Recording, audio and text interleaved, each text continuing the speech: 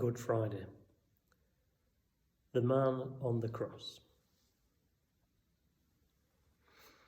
Good morning. Popped into church just to check the building, and how strange it is. Church is empty, locked up. It's been empty for some weeks now. And here we are, Good Friday, the time when Christians remember the man on the cross, the Son of God who died to bring us back to the Father who loves us. You may not believe that, I don't know if you do. Some say that science has all the answers and we don't need God. But right now, science isn't enough for me. Right now, it feels that science doesn't have all the answers.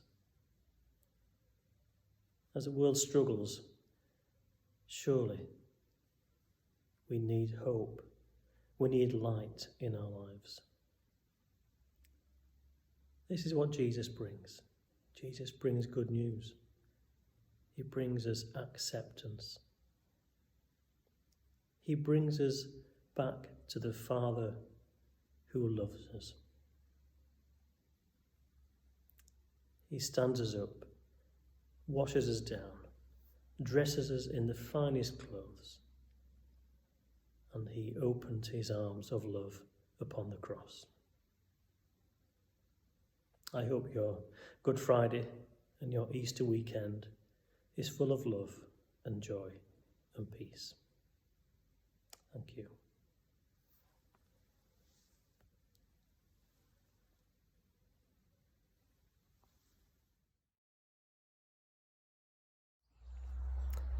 I'm going to read the first 12 stations of the cross. It's from a book by GUITE. Malcolm is a poet and a priest in Cambridge. And this is from his book, Sounding the Seasons. 1. Jesus is condemned to death.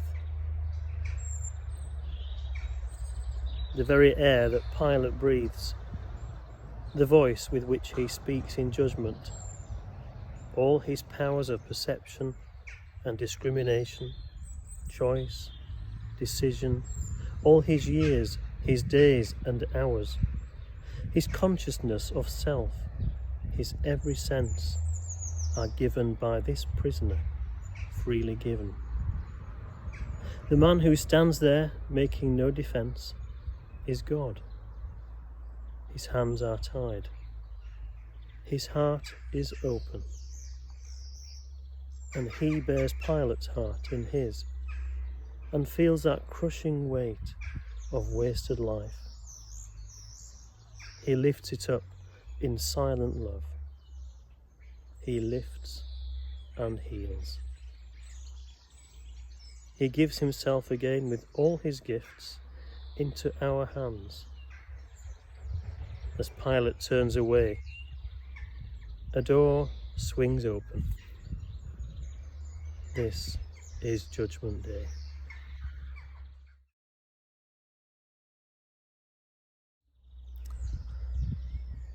Two, Jesus is given his cross. He gives himself again with all his gifts, and now we give him something in return. He gave the earth that bears, the air that lifts, water to cleanse and cool, fire to burn, and from these elements he forged the iron. From strands of life he wove the growing wood. He made the stones that paved the roads of Zion. He saw it all and saw that it is good. We took his iron to edge an axe's blade. We took the axe and laid it to the tree. We made a cross of all that he has made and laid it on the one who made us free. Now he receives again and lifts on high the gifts he gave, and we have turned awry.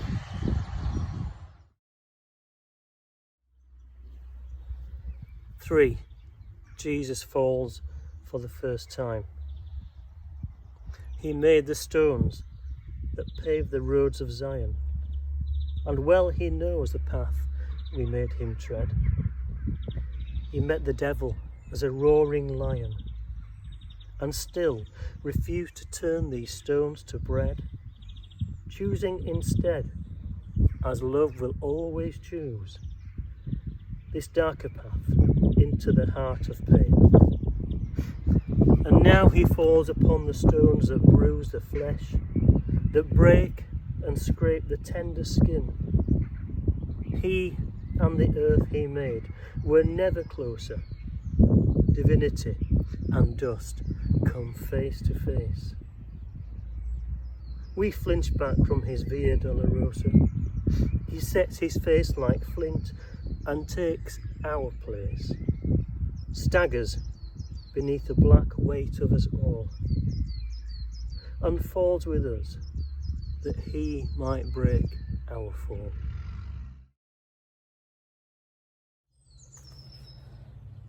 Four, Jesus meets his mother. This darker path into the heart of pain was also hers, whose love enfolded him in flesh and wove him in her womb. Again, the sword is piercing. She, who cradled him and gentled and protected her young son, must stand and watch the cruelty that mars her maiden making. Waves of pain that stun and sicken pass across his face and hers as their eyes meet. Now she enfolds the world he loves in prayer. The mothers of the disappeared, who know her pain, all bodies bowed and curled in desperation on this road of tears, all the grief stricken in their last despair are folded in the mantle of her prayer.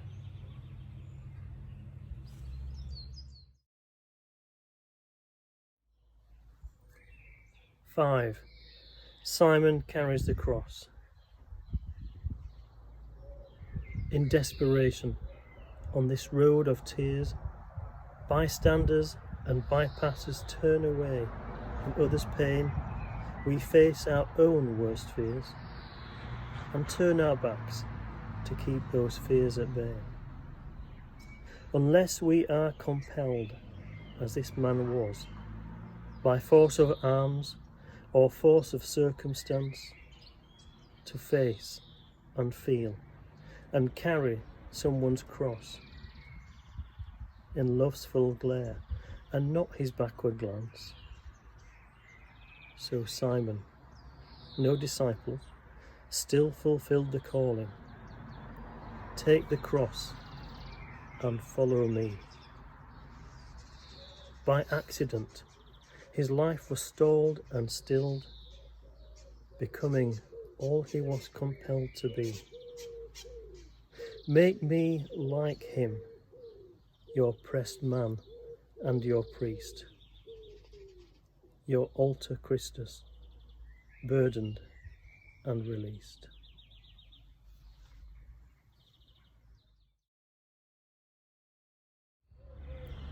Six, Veronica wipes the face of Jesus. Bystanders and bypassers turn away and wipe his image from their memory. She keeps her station. She is here to stay and stem the flow. She is the reliquary of his last look on her.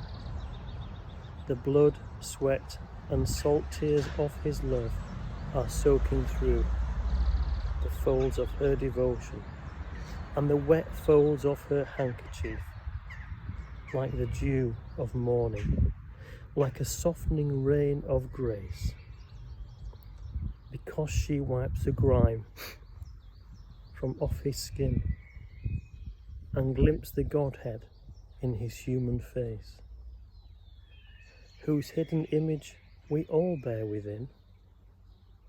through all our veils and shrouds of daily pain, the face of God is shining once again.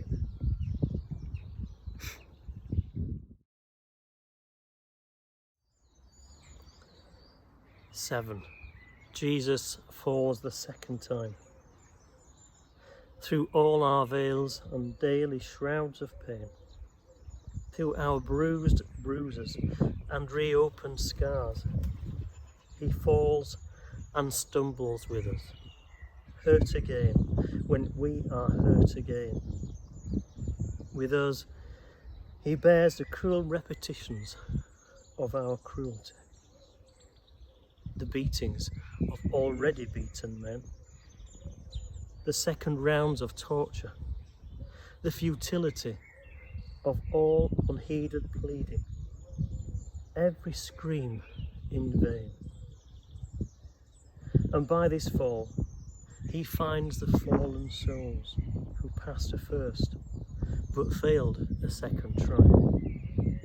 The souls who thought their faith would hold them home, and found it only held them for a while. Be with us when the road is twice as long as we can bear.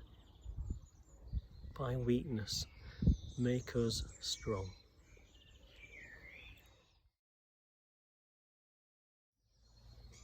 8. Jesus meets the women of Jerusalem. He falls and stumbles with us, hurt again, but still he holds the road and looks in love on all of us who look on him. Our pain as close to him as his. These women move compassion in him as he does in them. He asks us both to weep and not to weep.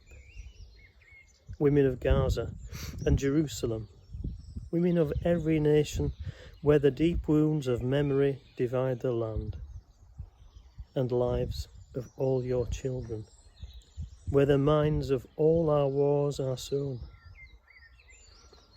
Afghanistan, Iraq, the Côte d'Ivoire. He reads the signs and weeps with you, and with you he will stay until the day he wipes your tears away.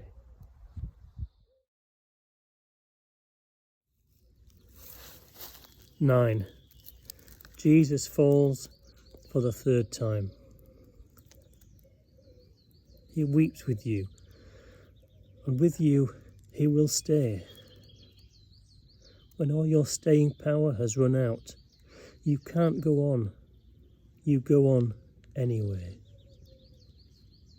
He stumbles just beside you when the doubt that always haunts you cuts you down at last and takes away the hope that drove you on. This is the third fall, and it hurts the worst. This long descent through darkness to depression, from which there seems no rising and no will to rise, or breath, or bear your own heartbeat. Twice you survived.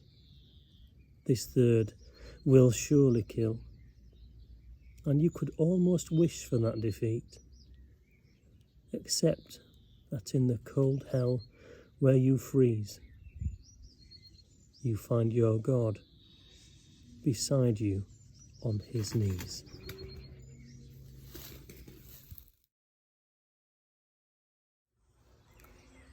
"10. Jesus is stripped of his garments. You can't go on. You go on anyway. He goes with you, his cradle, to your grave. Now is the time to loosen, cast away the useless weight of everything but love.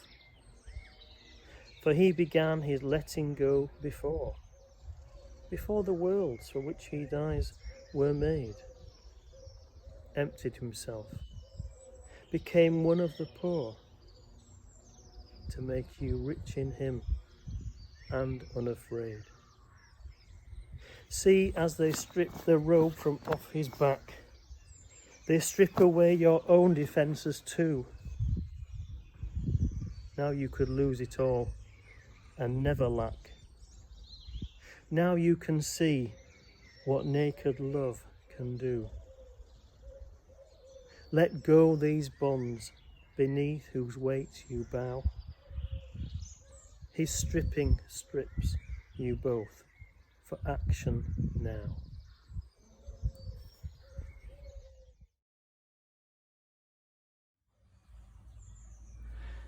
(11) Crucifixion. Jesus is nailed to the cross. See, as they strip the robe from off his back and spread his arms and nail them to the cross. The dark nails pierce him, and the sky turns black, and love is firmly fastened onto loss. But here a pure change happens. On this tree, loss becomes gain. Death opens into birth. Here, wounding heals, and fastening makes free. Earth breathes in heaven. Heaven roots in earth. And here we see the length, the breadth, the height, where love and hatred meet, and love stays true. Where sin meets grace, and darkness turns to light. We see what love can bear and be and do, and here our Saviour calls us to his side. His love is free. His arms are open wide.